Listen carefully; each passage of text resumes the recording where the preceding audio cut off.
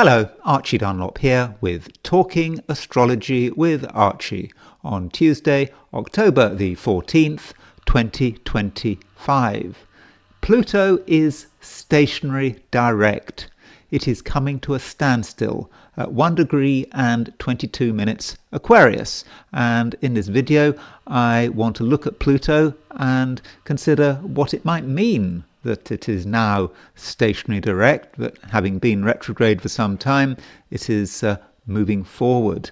So that's the main theme of this video. But before I look at Pluto in detail, I want to consider the astrology and the I Ching for today. So here is the chart for today, set for noon, Tuesday, October the 14th, 2025, in New York.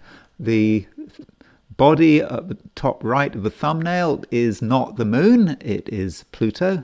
I mean, it has to be Pluto, doesn't it? Given the fact that it is now stationary. And therefore, because Pluto is stationary, we would have expected Pluto's influence to be perhaps quite substantial. But as far as the chart for New York is concerned, we've got the moon at 2 degrees 54 Leo. So the moon is moving from Cancer to Leo. So London time, the moon moves into Leo at 11:47 a.m. So it will be earlier in the day if you're in the Americas. If you're in Australia or New Zealand, then the moon won't move into Leo until later in the day. Now, the moon is doing quite a lot at the moment. A lot of lunar aspects. So, just before the moon moves into Leo, it makes a trine to Saturn, and then it makes sort of a trine to Neptune, sextile to Venus, sextile to Uranus, opposition to Pluto. So the moon moving into Leo, it does make a lot of aspects. So there is a change now. So moon moving into a fire sign. So over the last couple of days, we have perhaps got used to the moon being in Cancer, and it might have felt that not a great deal was going on. At least it was difficult to start things. There just, wasn't that sort of get up and go. And with the moon moving into Leo, that might provide some impetus, though we shouldn't forget that the moon is not especially strong in Leo. It's not like the moon is in its fall or in its detriment in Leo, but it's not the best place for the moon. It's kind of the wrong temperature. The sign Leo it's warm, it's fiery, more than warm. It's hot, too hot for the moon. Okay, the sun might work well in Leo because it's a masculine, fiery planet, but not the moon. And the moon can sometimes feel somewhat overwhelmed in this sign. And the moon, when it moves into Leo, it does make a sextile to Venus. Remember, Venus has now gone into Libra, so there is certainly a mitigating factor there. Moon sextile Venus is quite a sort of a friendly combination. I'm not saying that it's especially emotional. The moon in a fire sign, Venus in Libra in an air sign, but it's able to be sociable, to be friendly, and so it's a good aspect to have around. And then we have got Venus starting to make two trine aspects to Uranus and Pluto. In other words, we have a grand trine in air signs. So, there is a lot of air. And it's this Venus that triggers it all. So, when we think about Venus, we think of a planet that is friendly, and we think about relationships and getting on with people. And so Venus trine Uranus, Venus trine Pluto could say something about relationships and the quality of relationships. And certain relationships can move pretty quickly. and they can be exciting, especially with that Venus trine Uranus. That is a great aspect, although it kind of depends what you're looking for. If you're looking for inspiration, sort of new people, new ideas, then that Venus trine Uranus is very much going to provide it. So with this grand trine, it's a day when there is a lot happening, a lot that can stimulate our mind, and we might be curious about what's going on, and maybe Venus is in touch with these sort of higher level energies, Uranus and Pluto, these sort of outer planets, and it could be that through contact with another person or with a group of people, we can realize new things. Perhaps we thought we understood the world, and now we realize that it's a lot more interesting than we'd realized. So I think for most of us, this grand trine in air signs should be a plus, though things can move quickly with a grand trine in air signs. One suggestion can move to another suggestion. Lots of ideas, lots of inspiration, but in air signs, there could also be a lot of talking, maybe even too much talking. Now, there are some other aspects which also need to be considered. From an astrological perspective, today is really busy. Just lots of things going on. And we've got Mars sesquiquadrate Neptune and Mercury sesquiquadrate Saturn. So Mars sesquiquadrate Neptune. Now that aspect could be quite important because Mars is now on the Aries point. Okay, it's 15 Scorpio, but 15 Scorpio is sesquiquadrate the Aries point. Neptune certainly is on the Aries point because Neptune is at 0 degrees 11 Aries. So Mars and Neptune are really quite prominent here. And when you're thinking about Mars and Neptune, you might be thinking about subterfuge, deception, also poison, toxicity, things being done in a sort of an underhand way. So Mars sesquiquadrate Neptune at its worst could indicate serious damage caused by deception. Could indicate something to do with the sea, with the water, flooding, or some accident involving water. So perhaps with Mars sesquiquadrate Neptune, we do need to be careful if we're playing with water or planning on taking trips across lakes in small crafts, for example. And then Mercury sesquiquadrate Saturn. Now that is an aspect that is kind of at odds with the grand trine in air. So the grand trine in air, I was pretty positive about it. I was talking about lots of ideas moving, and I think that many of us are going to enjoy this grand trine in air signs. But then Mercury sesquiquadrate Saturn. Mercury is the way we think, the way we talk, and sesquiquadrate Saturn, you think of limitation, something maybe inhibiting us, holding us back. We would so much like to say something or do something, and we just can't.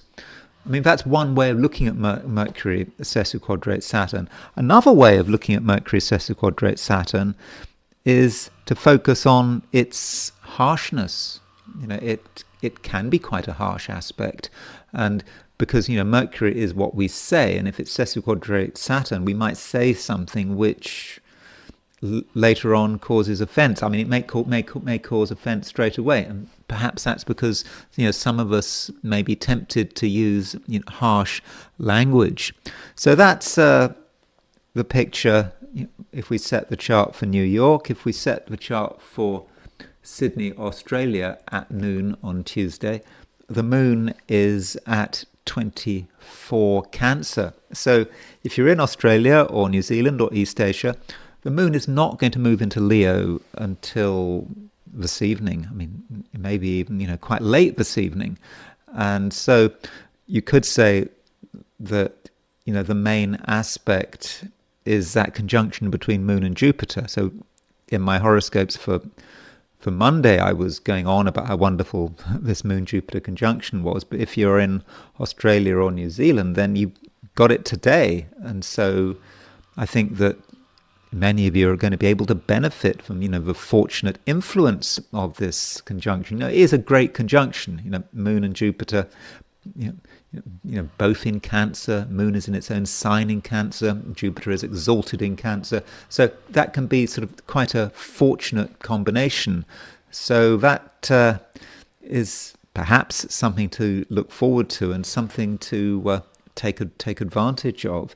But don't think about it too much. I know I've just said there's a grand trine in air signs, but with that grand trine in air signs, that can be about just thinking about things too much. And maybe if you want to be fortunate, if you want things to happen, you perhaps have to be sort of more spontaneous and not feel that you need things to happen straight away, and also to be able to sort of tune into your feelings and let yourself be lucky in a natural way. There's really no need to force things.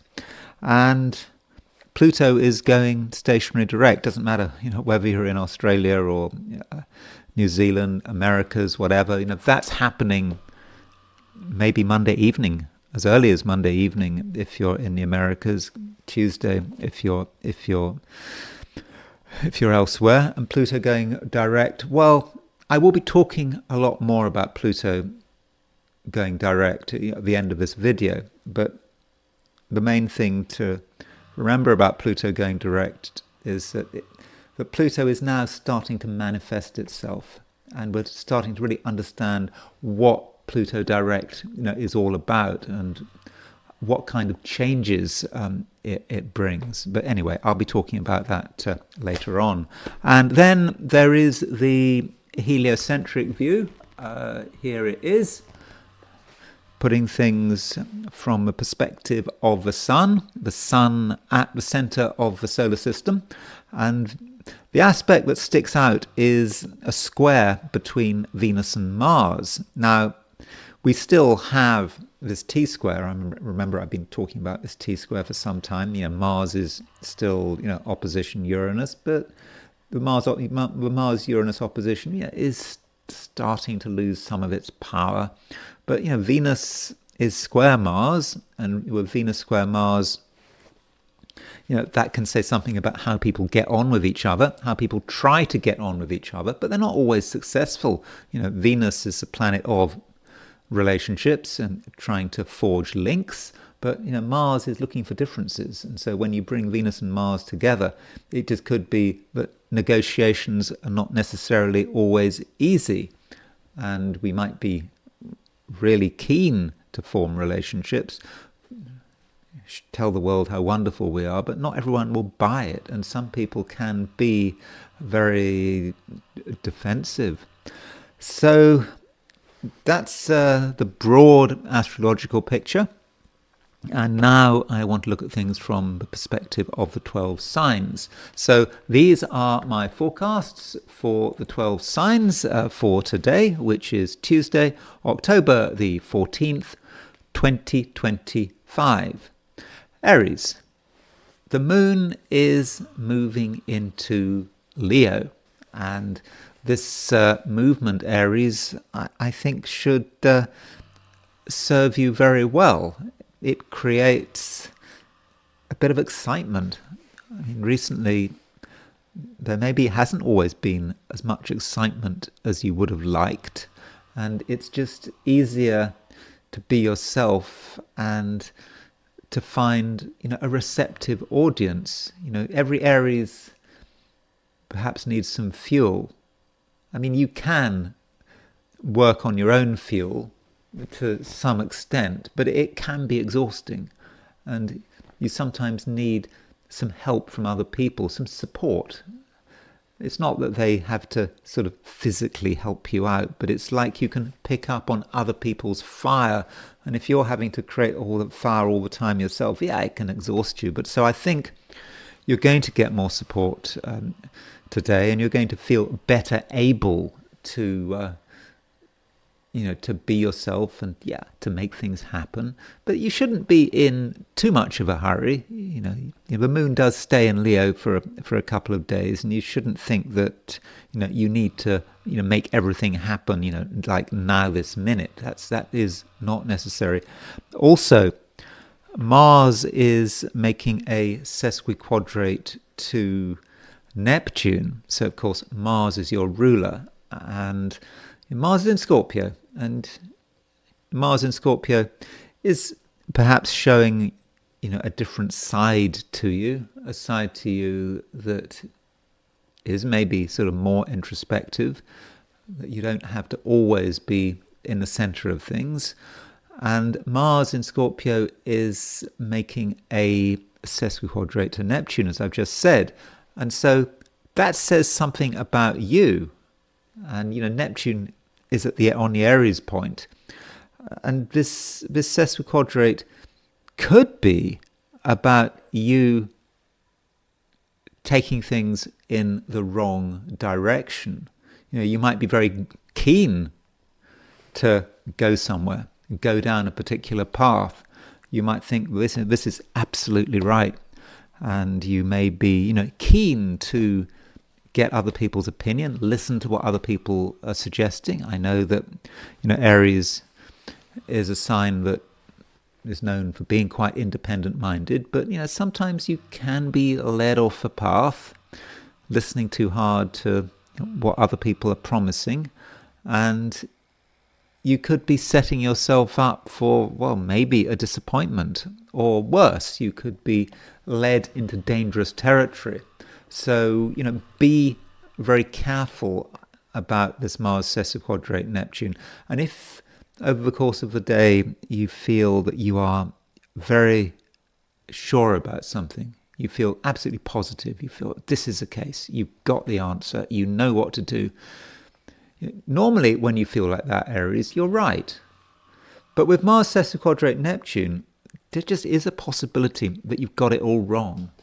You've perhaps been looking at the wrong things, or you've just been in too much of a hurry to come to a decision, and fast decisions could very well be the wrong decisions.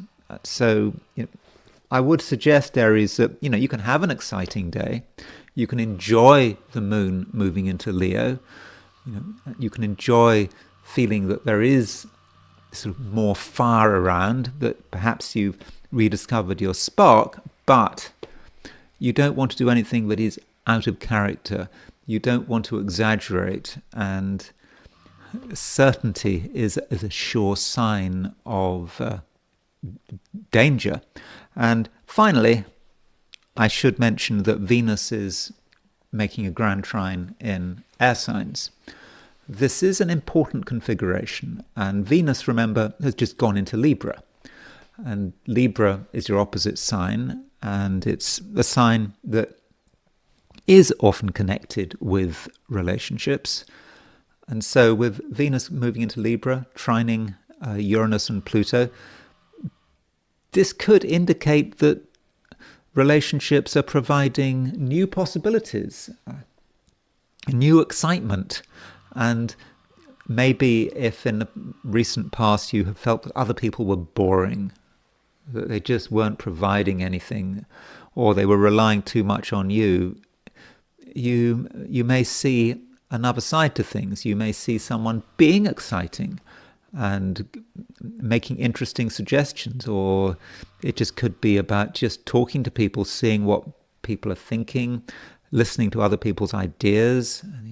That can always be a good idea. But with Venus moving into Libra, it does indicate that a change is afoot as far as relationships are concerned. I mean, it could be someone new coming into your life. Venus moving from Virgo into Libra, and they move into your life, and they make themselves clear, and they just provide something new, and you are looking for variety.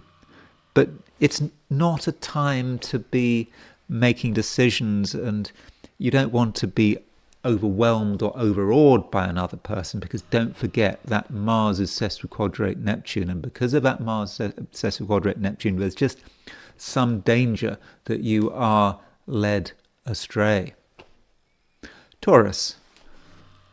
I said yesterday that Venus had gone into Libra, and so I say it again. Venus has had a major change, and Venus, your ruler, is now on great form. It's in its own sign, and so Taurus, you have a real chance to get yourself together and to work out what you would like to do. And it's important, though, Taurus, that you don't be constrained by the past. Especially now when we have a situation where there are no planets in air. Venus is now no planets in air. I meant completely the opposite. I mean, no planets in Earth. Venus is out of Virgo. Venus, your ruler, it's out of Virgo. There are no planets in Capricorn, no planets in Taurus. And so with this lack of Earth, at first, you may feel a bit uncertain. There's nothing to hold on to, not much to touch. Where are you? And perhaps, Taurus, you need to experiment a bit. Experiment with perhaps new ideas. Sometimes Taurus needs some ideas. And if you're feeling that you are not completely grounded, then maybe that's right. Maybe that's the right thing to feel. Because you maybe need to move on. And if you feel confused and you don't know where you are, okay, of course you know where you are really, but if you feel that things aren't clear, then you have to start to make it clear, and you do have to embrace the new, but you have to create a situation where you can start feeling at home again. And that means, understanding what is going on, listening, reading, watching, whatever you need to do to understand a new reality. And of course, if you've got a new reality, that reality has to be kind of brought down to earth. That's what Taurus has to do. So you have to feel settled. Every Taurus has to feel settled. But when you're in the unknown, it just takes a bit longer. And so this might be what Venus in Libra is all about. You think of Libra, you think of the balance, and you think of harmony, and how do you harmonize yourself? And with Venus in Libra, Taurus, you have to sort of use your mind and use your intellect, and also perhaps use your social skills. Try to understand what other people are saying, and slowly but surely create a situation where you feel comfortable. And it may take time, but you shouldn't really be in a hurry. That is important. And at the same time, new things are happening. Venus is making a trine to Uranus, and it's making a trine to Pluto. Now, this Venus trine Uranus, trine Pluto might sound somewhat otherworldly at first, but it absolutely needn't be. This grand trine can be grounded, and it's about taking ideas that may be completely alien to you, or at least at first they seem alien to you, and making them real. Pluto is now stationary direct. Remember that. It's moving forward. Pluto is in Aquarius. It's in an important angle of your chart, an angle that is connected with your ambitions, what you want to do, what you want to change. And there's nothing vague about that. You're very clear about it. And also, I think you want to be rewarded. I mean, it's quite natural to want to be rewarded. I mean, Rewards can take many forms, and sometimes the rewards can be very basic, like money. So that is certainly a possibility. And Uranus is in trine to Pluto. Venus is making trines to Uranus and Pluto. So you can make it all happen. And it starts with the ideas, and it starts with new ideas, and it starts with you maybe being sort of ever so slightly confused, but eventually you start to come down to earth, and you start to be able to make sense of it. And this is progress. You're in one place and you're moving to another place. In the process of moving from one place to another place, certain things have to be broken up. Maybe they have to be changed. You're certainly moving out of your comfort zone. But once you've made that transition, then you won't just be okay. You'll just feel that things are better, and they are getting even better. So things are looking good for you, Taurus. But it's important that you're open-minded and imaginative, and if you come across something you've never seen before, it just seems completely alien, don't run away. Instead, perhaps you should embrace it and make it a natural part of your future. Gemini. We have a grand trine in air signs. And you being a Gemini, and Gemini, of course, being an air sign, this grand trine should work pretty well for you.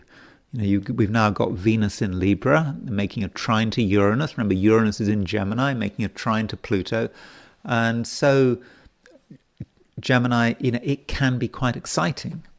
And the question then is, how do you deal with things that are exciting? Geminis supposedly enjoy variety, and if you're typical of your sign, then you should, take every opportunity to, make the most of it all. It's all there, if that's what you want. And, really, there's no excuse for being bored, because change is happening, and it's all happening very quickly. Grand trine and air signs, things are just moving, and they're moving without much in the way of pressure. It all just naturally happens. But it's important, Gemini, that you have a positive approach, that you think that things can happen, they can work, and they can all work your way. So I hope you have that approach, but you might not, at least to begin with. And the problem is, Gemini, is that Mercury, which is in Scorpio, is making a sesquiquadrate to Saturn, and it's just possible that this Mercury sesquiquadrate Saturn, if you take it, at face value, it might just feel inhibiting. You might be of a view that just something is holding you back, and you can't say everything you want to say, and you might perceive things in even, the worst possible light. And it seems perhaps you're just being a Gemini. Sometimes Geminis can just be unimpressed. They can be negative for the sake of it. That can be the nature of a Gemini. And that would be a terrible shame, because we do have a grand trine in air. Things really are moving, but you might decide to ignore it all. You might say that it's not something you want to be involved with, and that would be not the best approach. But maybe you can see this Mercury sesquiquadrate Saturn in a different way. Mercury sesquiquadrate Saturn can be about you trying to make something work, perhaps understanding that however good things aren't easy, and they do have to be properly structured. And then we can start to see the grand trine in air signs in a different way. So you're aware that things are exciting, that things are happening. Venus moving into Libra, it's great, and it's not just about you. It's also about other people, and you being able to perhaps make the most of who you are with other people's help. So that's great.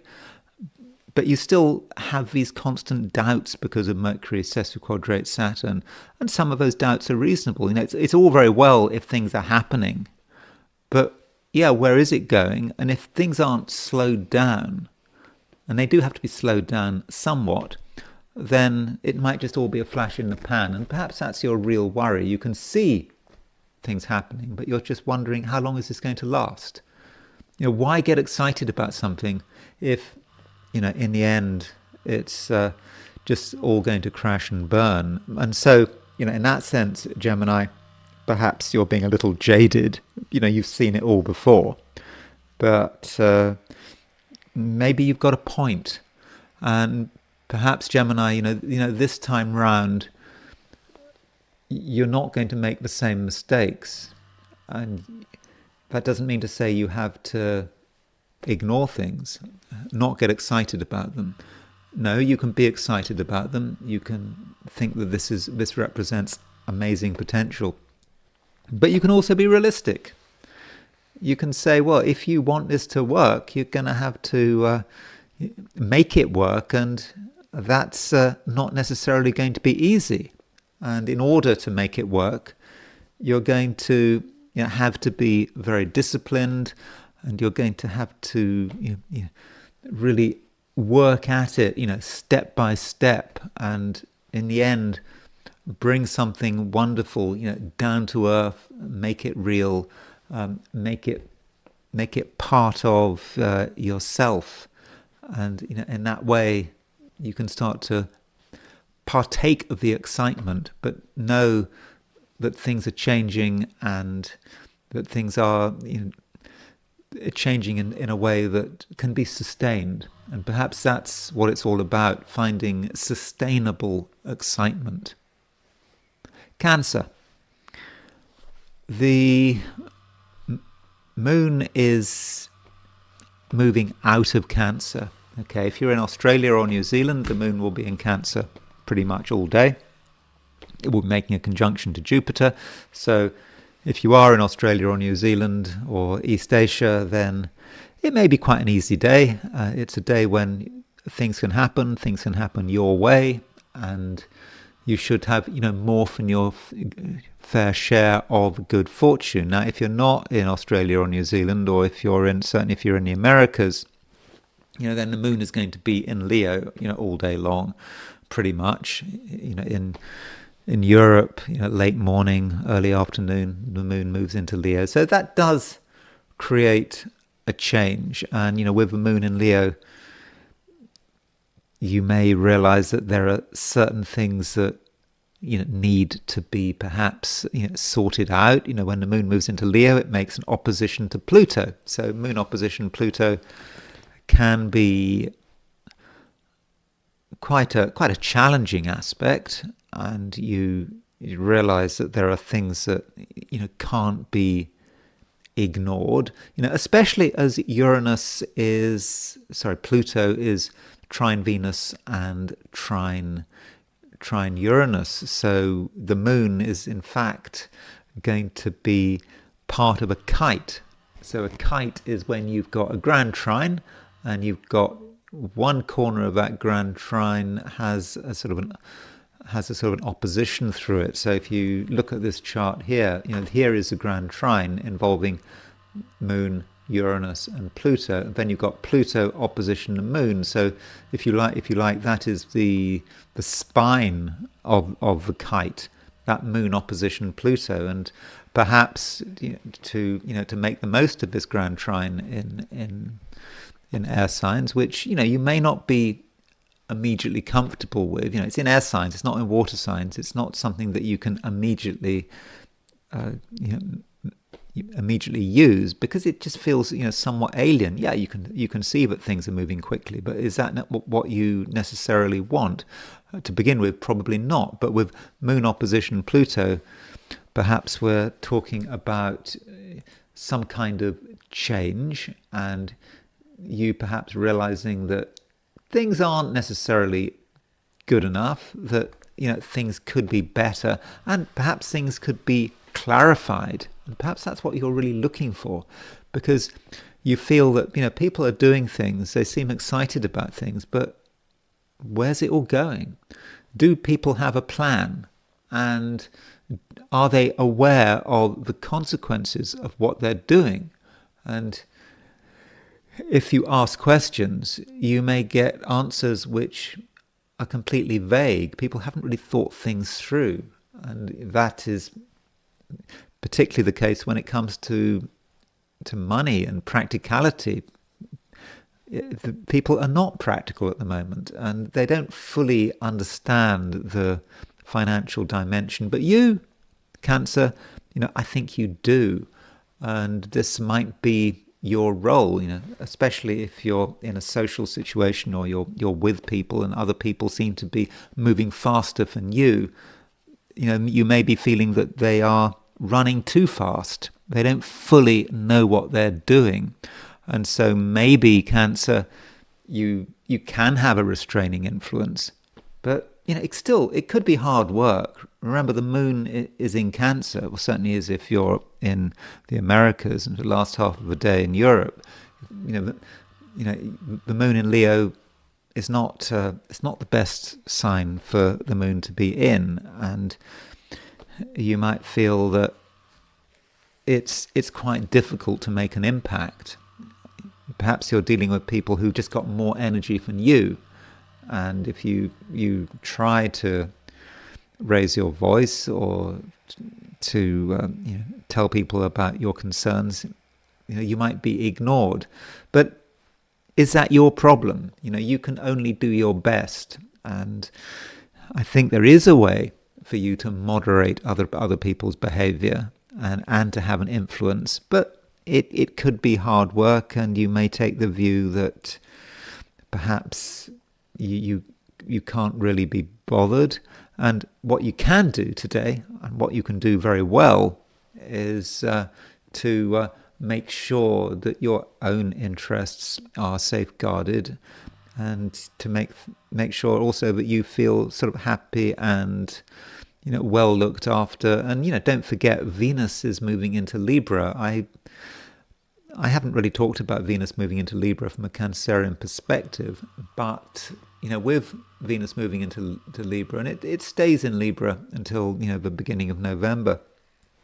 Venus in Libra can say something about where you live and your home and what your home looks like, and what changes you might want to make. Particularly from an aesthetic point of view. Aesthetics may be quite important for you at the moment, and you kind of want to live somewhere which has a certain beauty to it. I mean, it doesn't have to be necessarily magnificent. It doesn't have to be sort of over the top, but it just needs to have an aesthetic balance to it. And different people have a different sense of balance, and it's your balance that matters. So whatever you find beautiful and attractive, whatever you find to be an antidote to the everyday ugliness that you find in the everyday world, whatever it is, you can find it. And if you've got an image of beauty,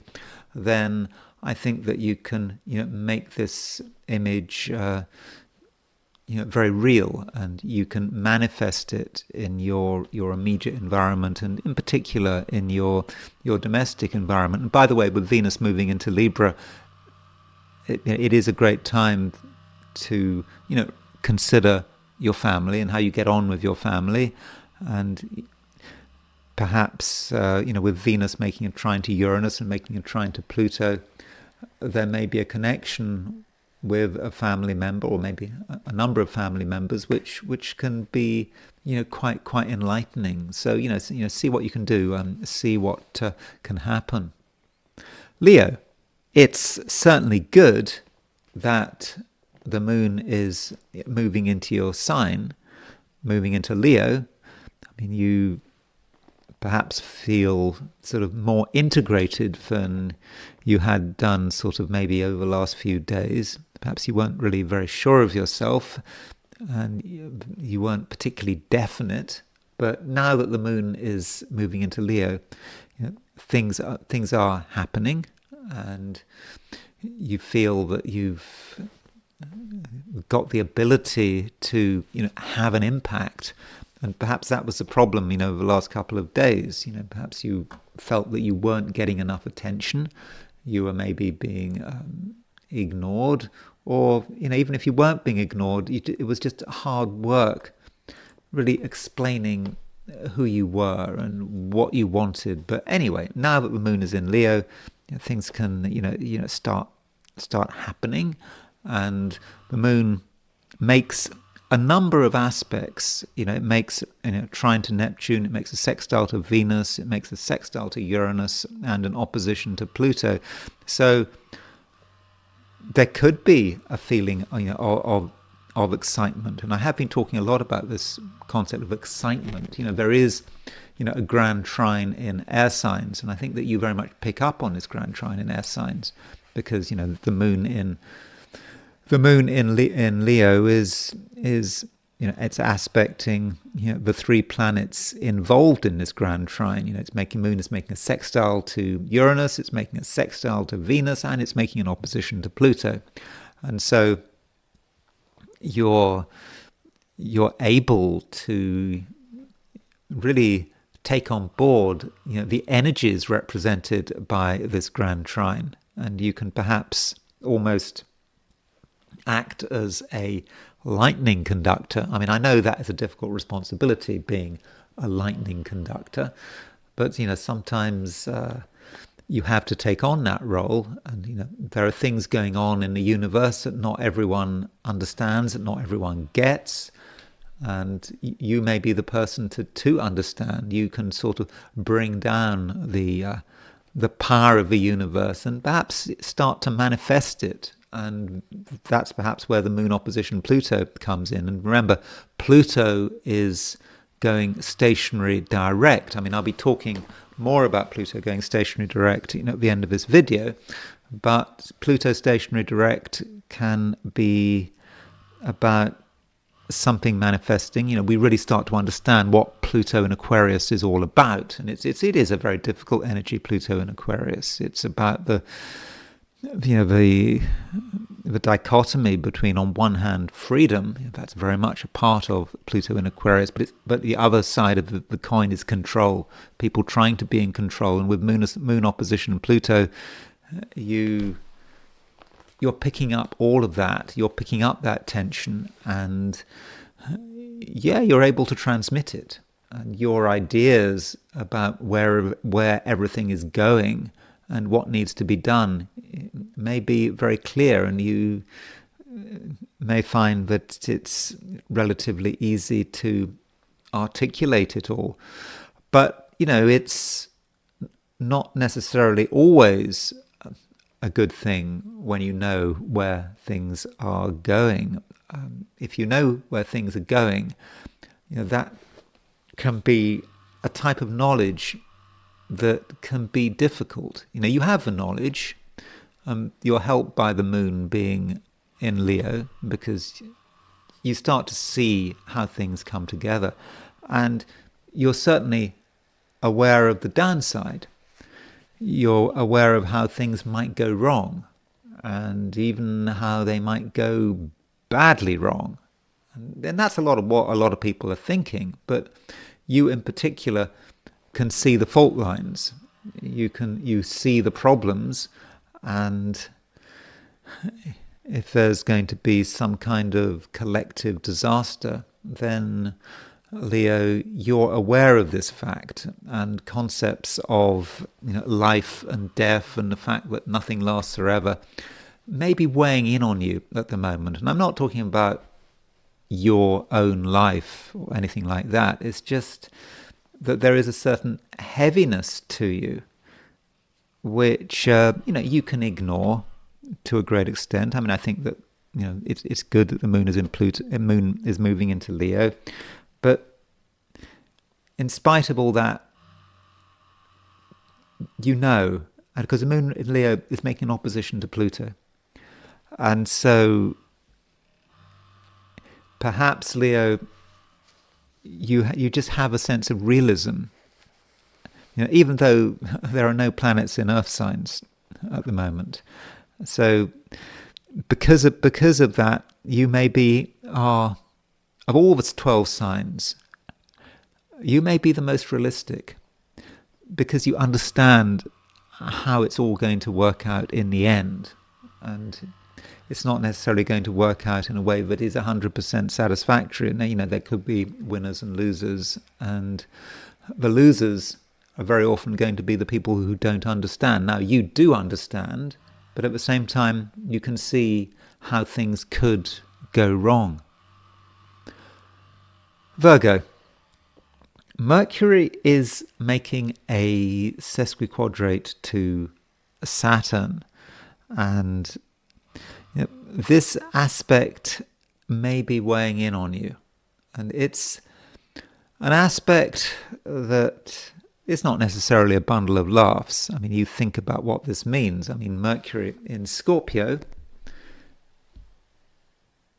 is perhaps the way you perceive, it's the way you think, it may be the way you communicate, and it's also Mercury sesquiquadrate Saturn. So Saturn could be many of the things that appear to be getting you down, that might be weighing in on you.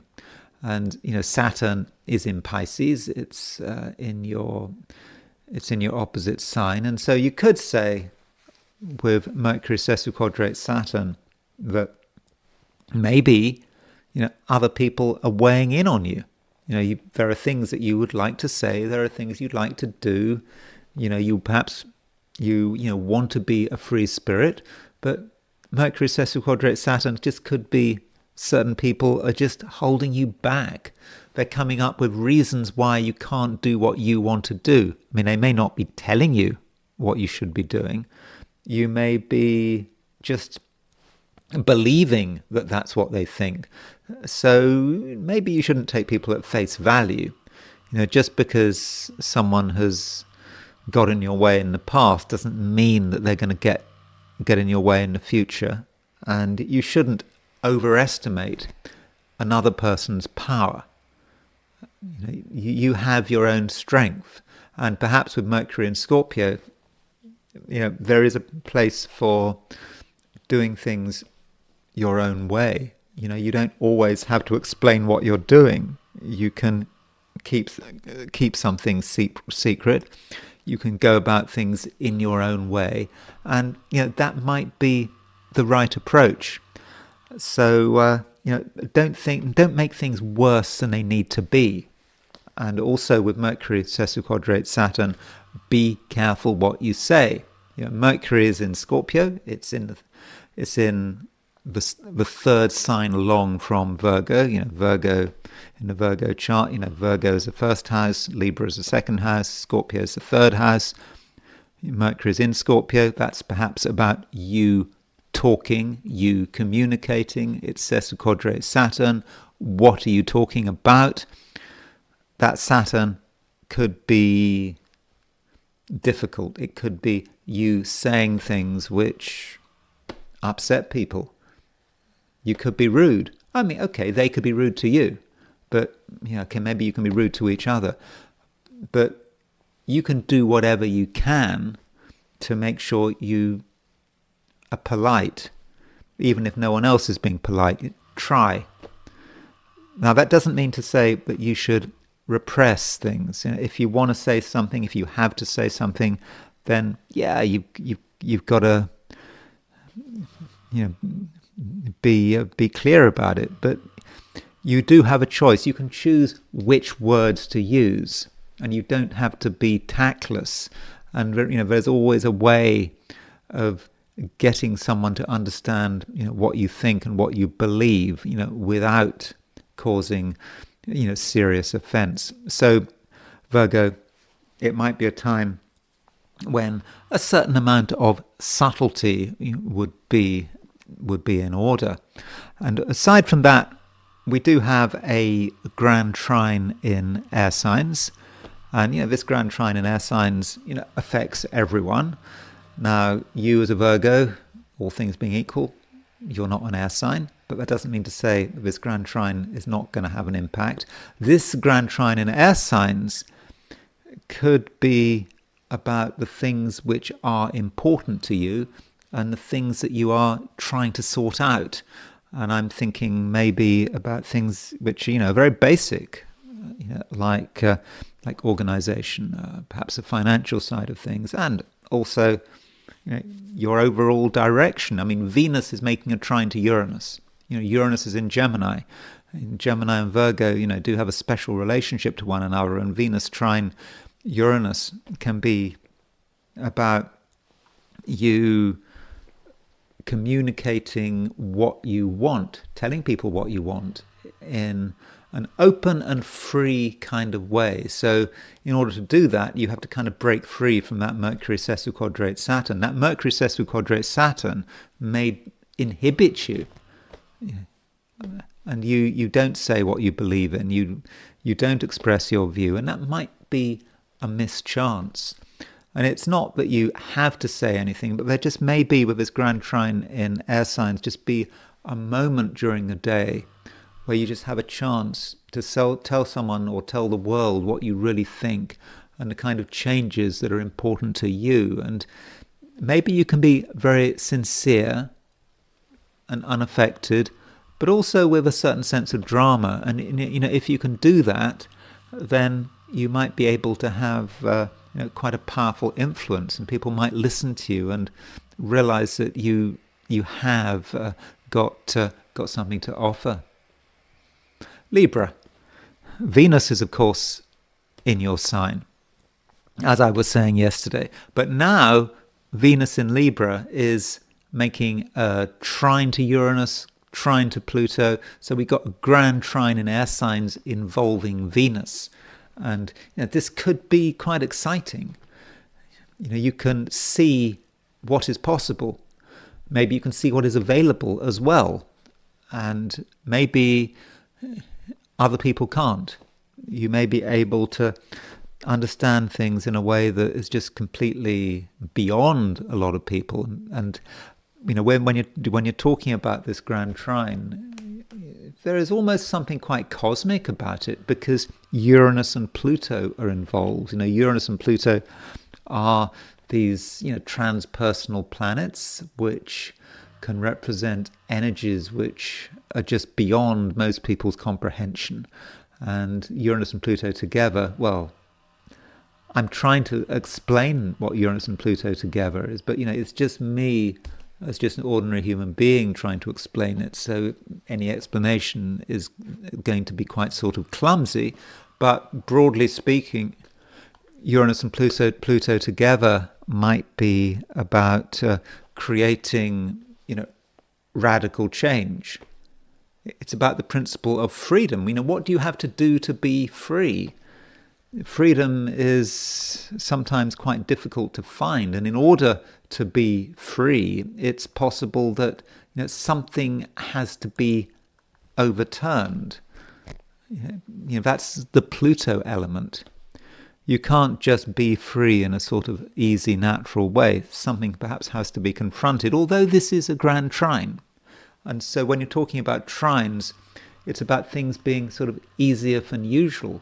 So perhaps if you want to have your own personal revolution, you can have your revolution, but in the process, it won't be so difficult, and it will be easy because the time has arrived, and that's perhaps what counts. And yes, now Venus is in Libra.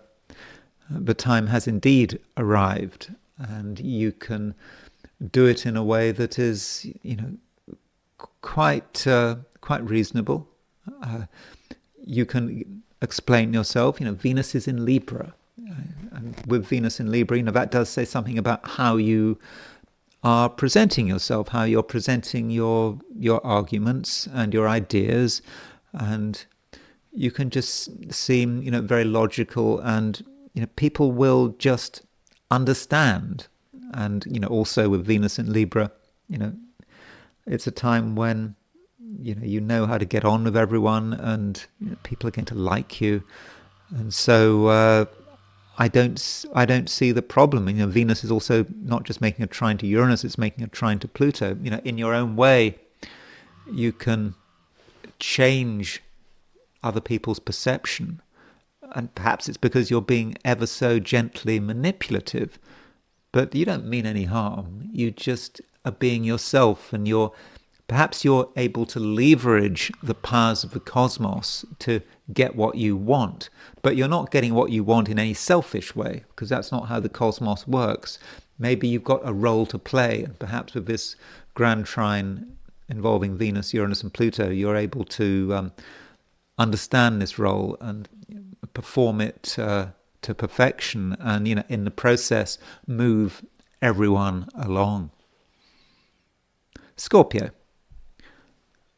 Mars is really right in the middle of Scorpio. I said this yesterday, but if you look at Mars now at noon New York time, it's at 15 degrees 16 Scorpio. So right in the middle of the sign. You could say that is the most powerful part of the sign. What is the most powerful part of Scorpio? Well, you could look at essential dignities. I think there's an argument for saying that the beginning of Scorpio is the most powerful, but the central point of Scorpio, well, you could say that it's the most fixed. It's one of the most fixed parts of the zodiac. I think that 15 degrees Taurus is a rival for that. A planet at 15 degrees Taurus is really fixed, really solid. But 15 Scorpio, it is a time when you're not really in the mood for compromise. And also, of course, 15 degrees Scorpio is sesquiquadrate the Aries point. So you're very much in tune with everything. You're in tune with the world, and that does put you in a strong position. But it also puts you in a position where you might be quite sensitive, because you're sensitive to everything happening, everything swirling around the world. And, this means that, there could be times when it just is too much. Perhaps you're taking on too much responsibility. Perhaps also you're ever so slightly too sensitive to what other people are thinking, and particularly what other people are feeling. And this is especially the case if you're in a situation where there are a lot of people around you. You can sort of pick up the energy of the crowd, and the question is, what are you doing with the energy of that energy of the crowd, and can you do anything positive with it? That is a question. I'm thinking of that book by Maxim Gorky called, I think it was called Confessions, and it's a really interesting book. I read it some time ago, and it was about the power of the crowd, and it was about the hero of the story was, he was looking for God. And he couldn't find God. He was disappointed by the holy men and by the priests and whatever. But in the end, he saw this crowd, and this crowd were trying to cure a girl who was sick, and they managed to cure her. Not through any God. They weren't praying. It was saying it was the power of the crowd that did it. And so, Maxim Gorky was a writer who was, of course, favoured by the Soviet establishment. He's one of Stalin's favourite authors. So it was a very sort of communist kind of healing experience, but it was a group. And maybe at some level, Scorpio you're able to sort of tune into that you can be part of the collective with Mars, with Mars sesquiquadrate the Aries point, and so you can perhaps create change and be part of that change and just be part of the group, and you can see what the group can actually do. So don't miss that moment, and don't be overly confused, because there's a lot going on, and there's just so much that you are picking up on right now. I mean, it's always something that Scorpios can do. I mean, Scorpio is a very sensitive sign, especially now. It's not just that Mars is right in the center of Scorpio. It's also the fact that Mars is sesquiquadrate Neptune. You're really picking up on Neptune, and there is a downside to Mars sesquiquadrate Neptune, which is just being overwhelmed by it, overwhelmed by the cosmos, overwhelmed by everything that you can feel. But the plus side is, Scorpio, that you're just in tune with something, and if you feel that something is the case, then it probably is the case. I mean, you don't know for sure that you're right, but your feelings are telling you. And so, do listen to your feelings, and don't feel you have to do anything dramatic. With Mars sesquiquadrate Neptune, at its worst, okay, it can be about being deceived by your feelings. So don't push your feelings too far. Don't get too wrapped up in your feelings to the extent where you make decisions. But perhaps instead you should just let things sort of flow over you, but also recognize, with Mars right in the middle of Scorpio, whatever happens, however confused you feel, you are really at the center of things, and you're not someone who is going to be completely overwhelmed, and you are going to be, aware of your fundamental strengths. Sagittarius. I think you can afford to be braver and more adventurous. Perhaps recently you have held back to a certain extent. Perhaps you just didn't know what was going on. You weren't sufficiently sure, and you didn't want to take risks, especially social risks or sort of even intellectual risks. Playing around with ideas that you didn't fully understand. But now that the moon is starting to move into Leo, you're probably feeling better. You're feeling more optimistic, more positive, and you're starting to be aware of possibilities that not so recently you perhaps had discounted. And of course, additionally, we've also got Venus moving into Libra. And so with Venus moving into Libra, that is a reminder that, you are not alone. There are other people out there. These people, they perhaps share some of your concerns, and, they understand, what you're experiencing, and they've got their own experiences, which perhaps you can benefit from. So perhaps it's time to move up, move on, and also think about what you can do and what you can make happen. So recently you might have felt there wasn't much you could do. You could try your hardest, but perhaps you were worrying about the wrong things. There may have been a psychological dimension. You just thought that things weren't possible. But if there's something that you feel you want to do, there's something you want to change, then I think you can create that change. And you're probably going to be helped by the fact that there is a grand trine in air signs. We've got Venus trine Uranus, Venus trine Pluto, and so things can move. And Venus, with this Venus trine Uranus, that might be saying that things can perhaps move with some outside help, other people's support, other people's inspiration. So if you don't feel that you yourself are totally inspired, then maybe you can find other people who have some inspiration. Maybe you're half inspired, someone else is half inspired, and together you can really create a fully inspired experience. So, that is possible. And I think that ideally, Sagittarius, you should not, spend the day, on your own. I think that you can really benefit from company. But if you do spend the day on your own, there's still this grand trine in air signs, and inspiration is still there. There's something exciting going on. And we do have, Uranus and Pluto involved in this grand trine. And Uranus and Pluto represent quite sort of high-level forces that a lot of people just don't understand. They don't understand the connections. They don't understand how it fits together. But you, Sagittarius, you do understand how things fit together. And it will be a very fast understanding.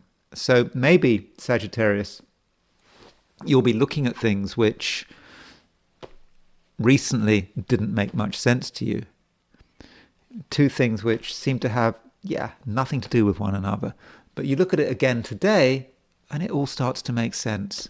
And, because of that, you feel that you're part of something, and you are able to, to move forward. And again, you don't have to be with other people to feel that you're part of something. And of course, being part of something, that can be quite a spiritual concept, believing that, you are not alone, you're being looked after, that you are connected. And of course, connectedness is, all about the spiritual experience. If we are disconnected, if we lose all our connections, then we're nothing.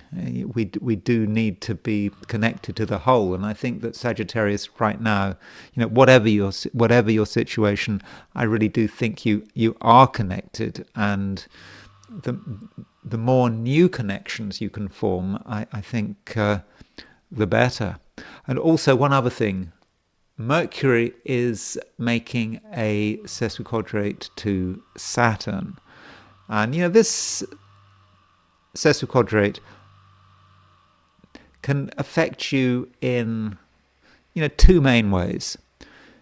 The first possibility might just be about some other person. I mean, I've already suggested that other people are a plus in your life at the moment.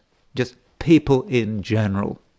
But Mercury sesquiquadrate Saturn is not people in general, it's one particular person. And so it is possible, Mercury sesquiquadrate Saturn, that one particular person could create problems. They might say something that is regrettable. They might say something which might feel undermining. Or else you might see that someone is not in great spirits, and you want them to be in great spirits, but they're not. And so don't allow one person to cause too much trouble, because you've got to look at people in general. So don't concentrate just on one person. And that's going to be particularly important if you are not super sociable. You're spending a lot of time with one person who may be under the weather. So that is a way of looking at it. And the question is, what do you do? Are you in any position to make things better? And, maybe you are. You can try up to a point, but, don't try too hard. You don't want to be in a situation where one person dominates your day and just makes you miserable, because, that would be so unnecessary.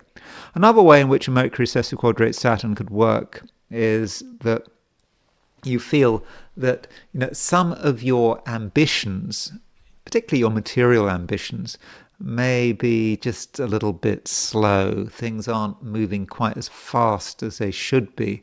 And the reason you would feel that is because you had a somewhat narrow view, and perhaps you're living in the distant past, because your priorities have changed, but perhaps some of your priorities from the past are still hanging around, and you're taking short-term material setbacks to heart, and you shouldn't take them to heart.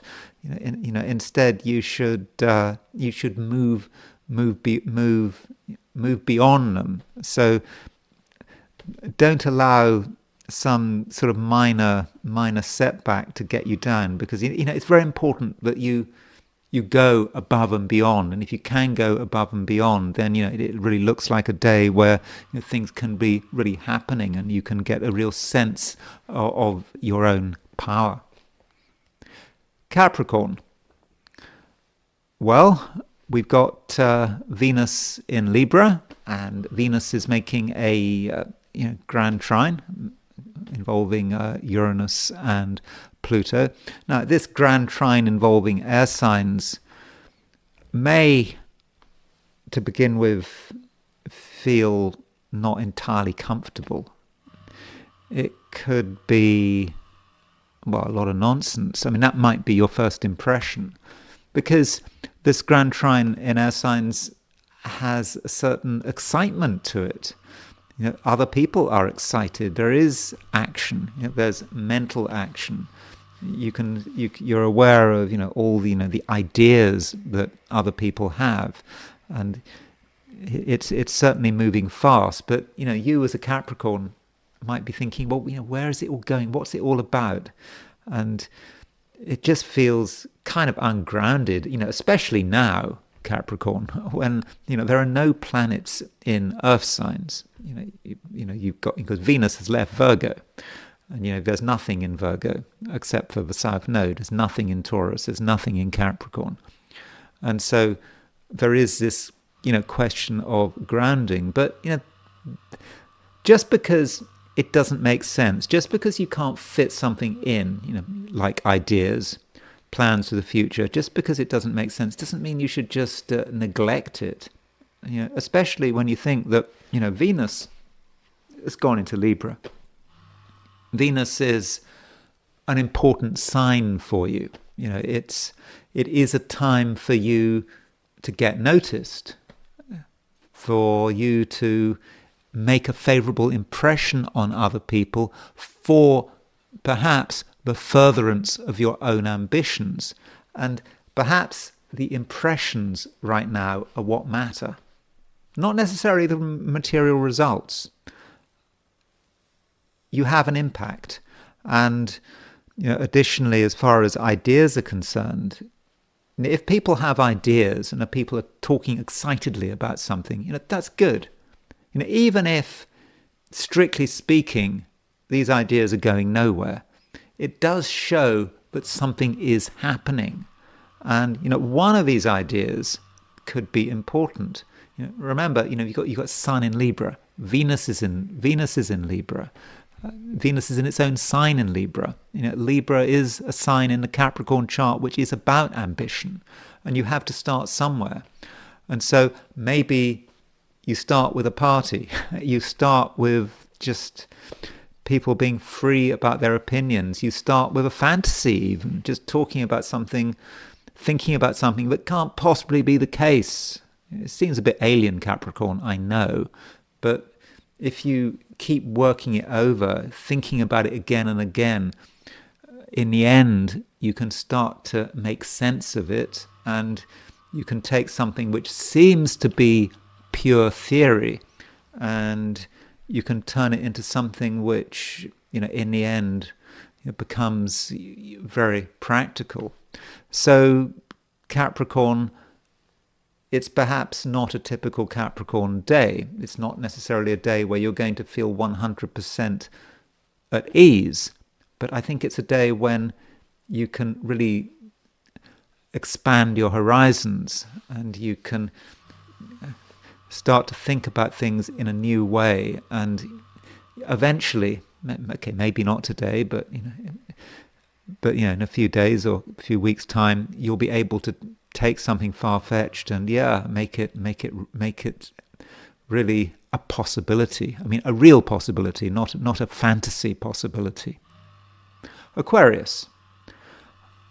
There are things going on, and the aspect or set of aspects which I'm quite excited about, I've been talking about it a lot, is the fact that we've got a grand trine in air signs.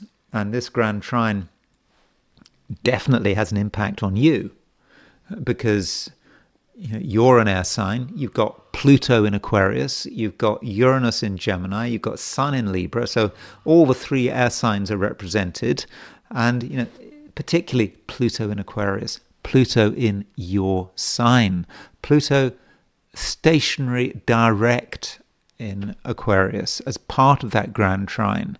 And I will be talking about Pluto going stationary direct at the end of this video. But it is relevant to you. Because, while Pluto has been retrograde, you might have been, a bit uncertain about things. You know that part of your role is to create a big change, and perhaps that change starts with yourself, but maybe you haven't been entirely sure of yourself. You were worried whether you were the right person or whether it was the right time. But now that Saturn is stationary direct, getting ready to move forward in Aquarius, things have changed. You can perhaps now see that transformation is a real possibility, and it's not just any transformation, it's a transformation which is initiated by you. It's not like you being the victim of some sort of external forces, them wanting you to transform. It's about you deciding what you want to change. And Venus and Uranus Venus and Uranus are making this trine to Pluto. So the grand trine in air signs just allows things to just, move quickly, to move very quickly. And, once you start the movement, once you kick the thing into action, it just gets faster and faster. So if you want to start something, that should be relatively easy. Stopping it might not be so easy. And what does that mean? Well, maybe you'll have an idea, and one idea leads to another idea, and it leads to a cascade of ideas, and you can get carried away by these ideas. And I think that is something that is really quite fortunate, and something that can really work for you. Now, the moon is moving into Leo, and Leo is, of course, your opposite sign, and the moon in Leo does make an opposition to Pluto. So moon in Leo, might say something about other people, how you connect with other people, and also how you connect your own ideas with the outside world. And that might mean that you have to demonstrate some diplomacy, or you have to be able to get it right. And although you're very inspired, to begin with, the words might sound clunky, or you might say things in the wrong way. Now, maybe, Aquarius, you should focus on yourself and those who really understand you, and you should avoid being too open about what you're experiencing, because maybe just other people aren't ready. And so that is an approach. But if you do feel that it's important to say something, just get the words right, make the effort to say it right, and avoid being too impatient, because there is a Mercury opposite. Mercury's making a sesquiquadrate to Saturn, and so Mercury sesquiquadrate Saturn, well, that's about your relationship to words. And sometimes you can perhaps you're going to be too blunt. You'll just say it as it is.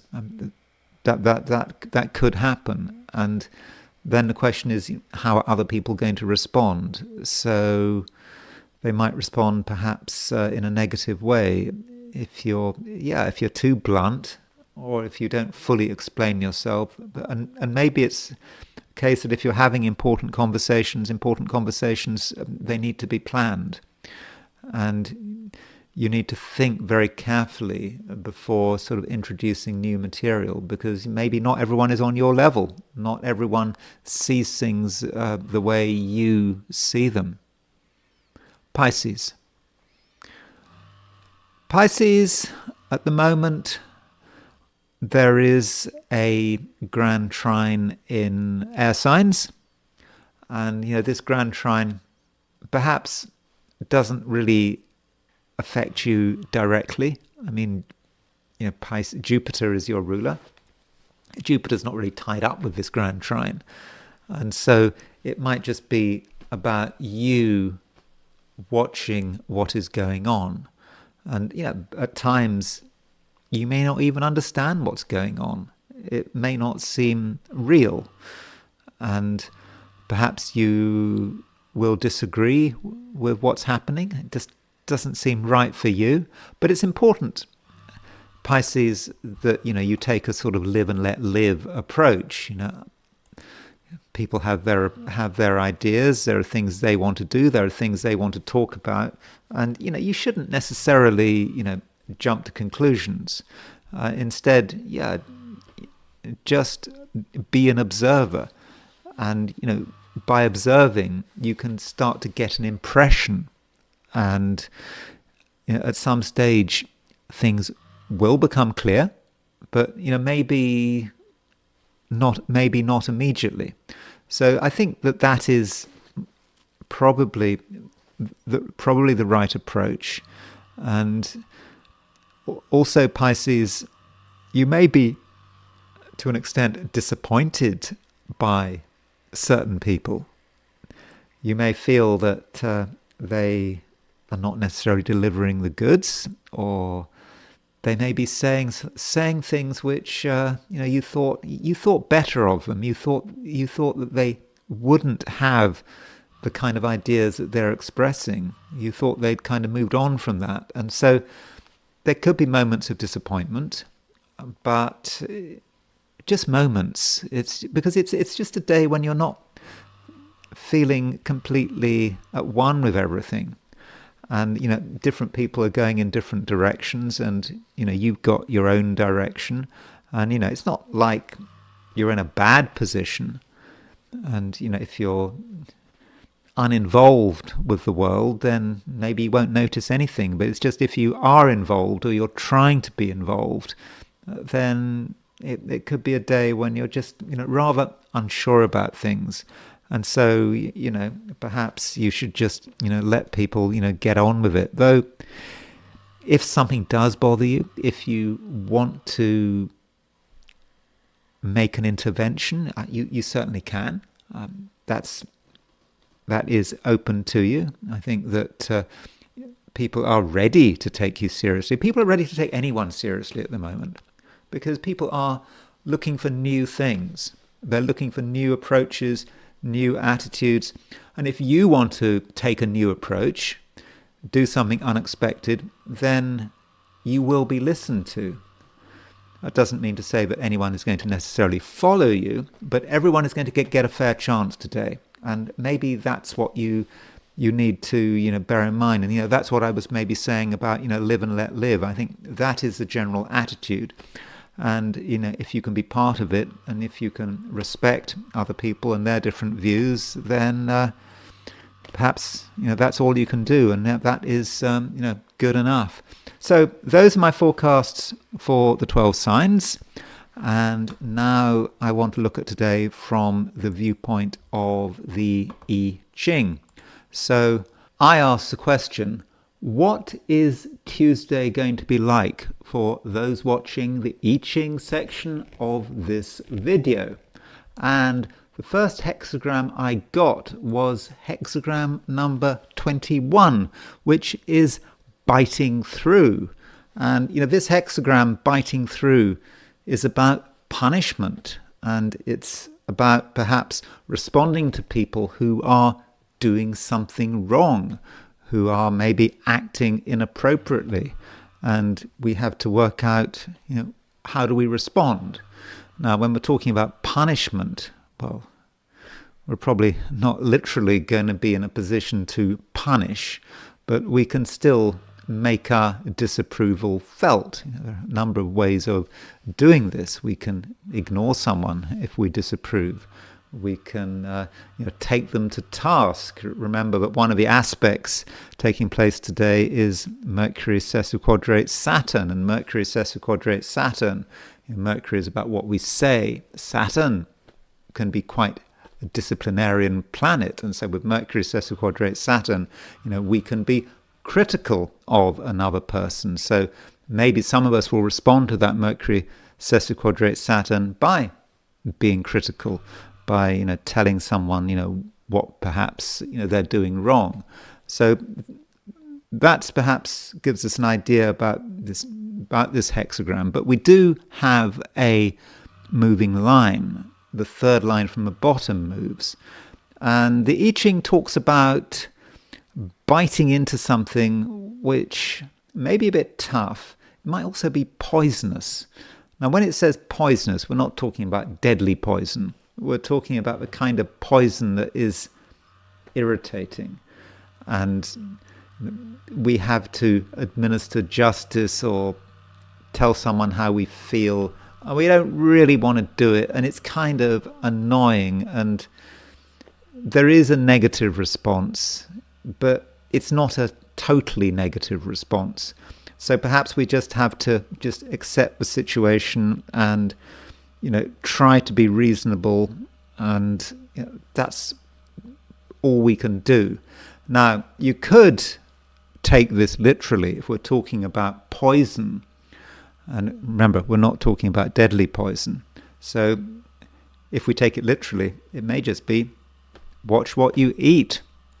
Maybe there is an increased chance of food poisoning. So if you're eating stuff which is old, past its sell-by date, then perhaps you should be careful. Or if you're eating something that you don't have full control over, maybe but someone else has provided, or you're going to a restaurant, you think it's okay, but maybe it's not okay, or eating something strange, then maybe you should avoid it. Again, I'm not predicting anything disastrous or fatal. I'm just saying that maybe if we just do take this I Ching literally, there is some danger or elevated danger of food poisoning. But don't worry about that too much. It's just if you're doing something strange with your eating, there might be some cause for regret, but not too much cause for regret,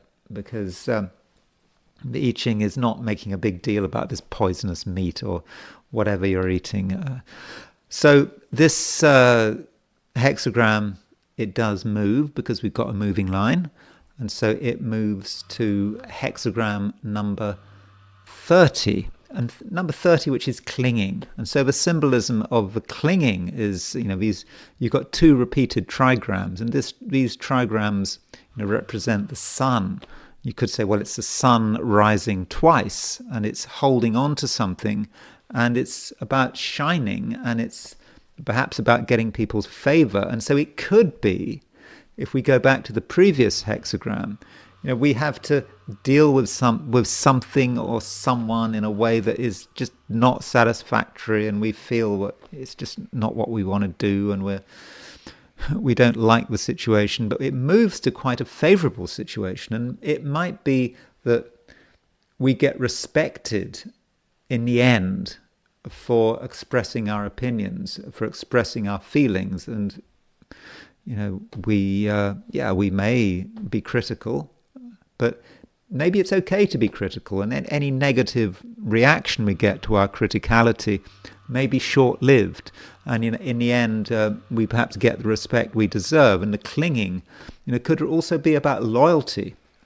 Perhaps we can gain another person's loyalty by being tough, and it wasn't what we wanted to do, but if we're authentic in our toughness, we're not just trying to make someone feel bad for the sake of it. We're just being honest about it.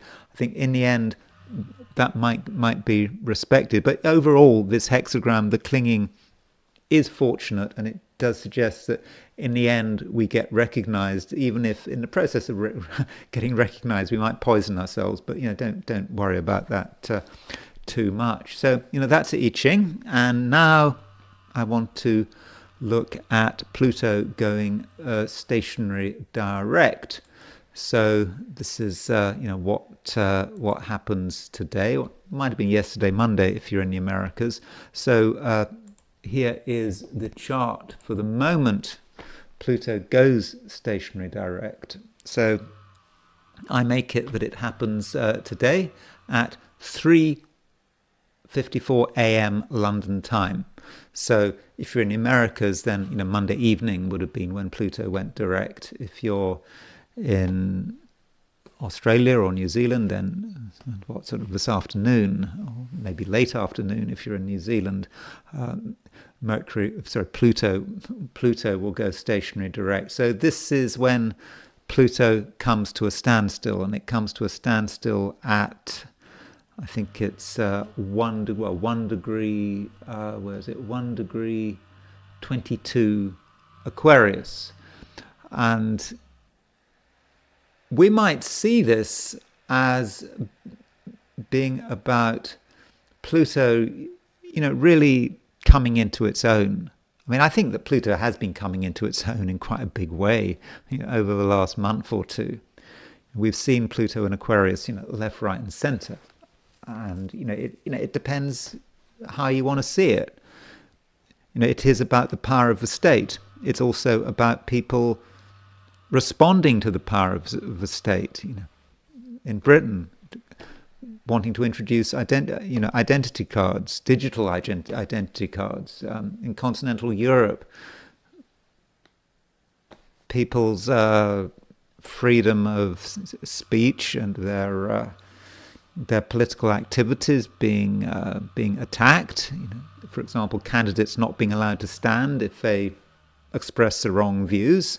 I think in Germany it was the mayor of a city.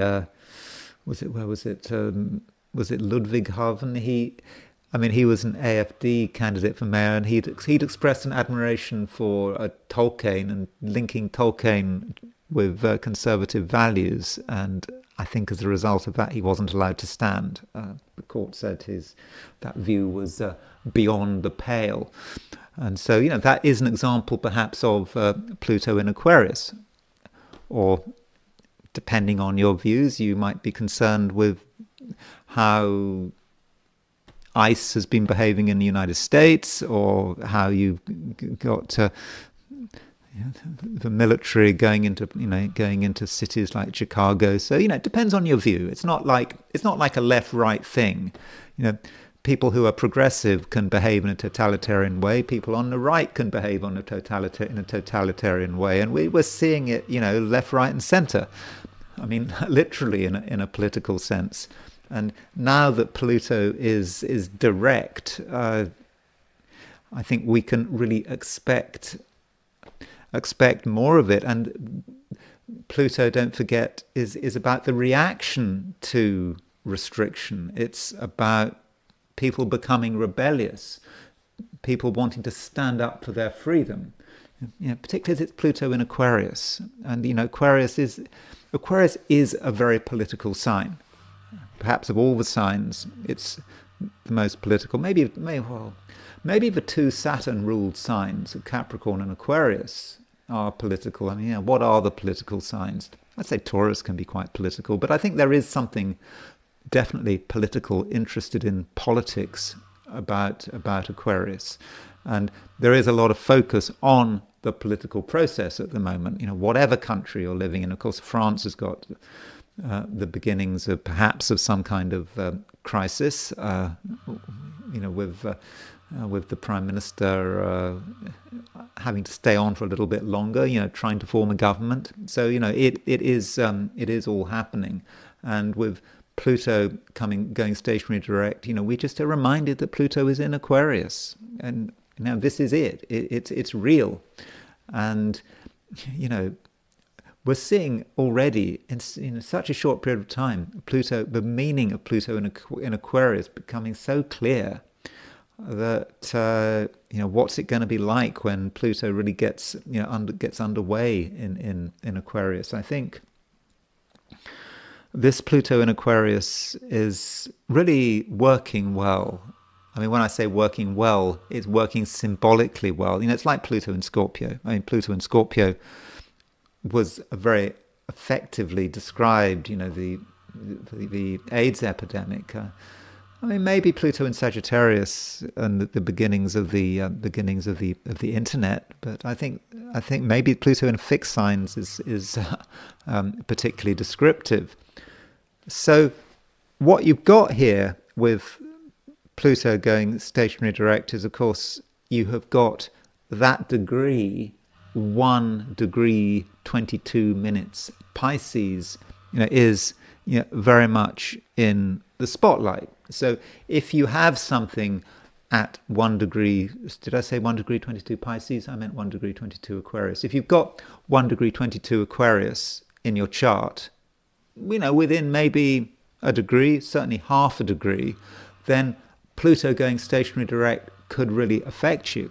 And not just 1 degree 22 Aquarius, 1 degree 22 Leo, or 1 degree 22 Taurus, 1 degree 22 Scorpio. So, for example, my Mars is at 0 degrees 50 Taurus. So Pluto is going stationary direct 32 arc minutes away from my Mars. I mean, it's not dead on my Mars, but it could be, because it's making a square to my Mars, it could be stirring things up, to some extent. I've got Mars rising, I've got an ascendant at 4 or 5 Taurus, I've got Mars at 0 degrees, 0 degrees, 1 degree Taurus. So, you can see in my chart, perhaps Pluto is impacting me. It's on my Mars ascendant midpoint. So, that could be an example of something about to happen to me. But I think it's half a degree is maybe it's far enough away not to be too concerned. So as far as people, situations in the news, I mean, for example, will it affect Harry and Meghan? So here is a chart of a marriage of Harry and Meghan. So, when they got married on May the 19th, 2018, you see that Mars was at 1 degree 15 Aquarius. By the way, I hope you appreciate I haven't mentioned Meghan for a long time. So, I mean, I think I'm entitled to mention her sort of every now and then.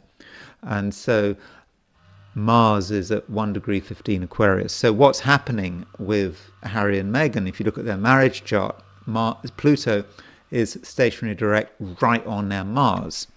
And, there's a lot of stories. There's always been stories about their marriage being under a huge amount of pressure, and people have been looking at their body language. But I suppose that's going on. It's particularly intense at the moment.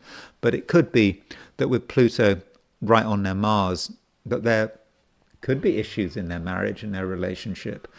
Something, quite intense, something really really difficult, not something that we would necessarily be able to see directly. I mean, okay, we might look at body language or the way they're looking at one another, but that might be one way in which Pluto going stationary direct, might be operating.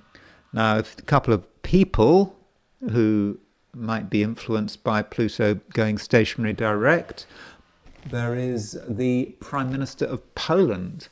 So Donald Tusk, he's